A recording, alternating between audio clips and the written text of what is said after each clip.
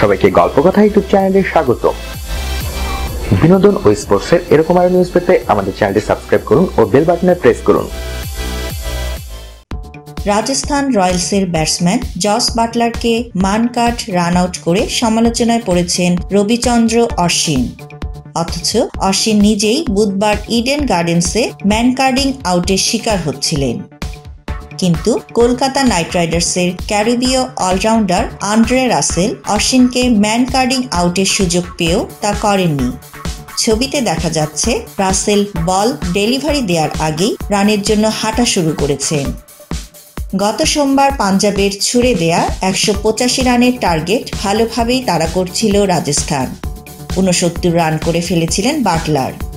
ইনিংসের 13তম ওভারে নন স্ট্রাইক প্রান্তে দাঁড়িয়েছিলেন তিনি।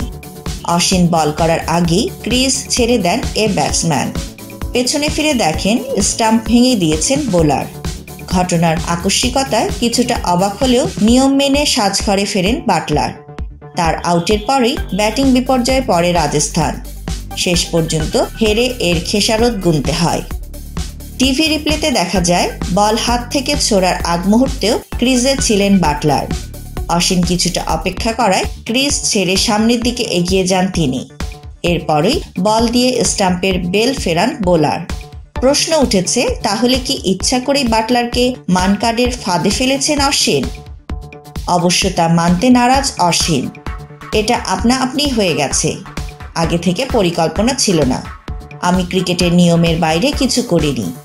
নিয়মের বাইরে না গেলে সেটা ক্রিকেটের চেতনা নষ্ট করে কিভাবে? উল্টো প্রশ্ন ছুড়ে দেন তিনি। জোর দিয়ে বলেন, এ আউট আইসিসি নিয়মেই আছে।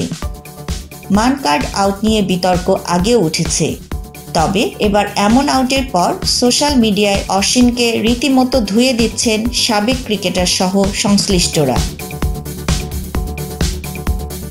বন্ধুরা, আন্দ্রে রাসেল ইচ্ছে করলেই ক্রিকেটীয় চেতনার পরিপন্থী এই কাজটি করতে পারতেন, কিন্তু তিনি তা করেননি।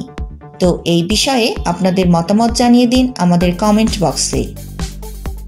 সবশেষে ভিডিওটিতে লাইক ও শেয়ার দিয়ে আমাদের সাথে থাকুন। ধন্যবাদ।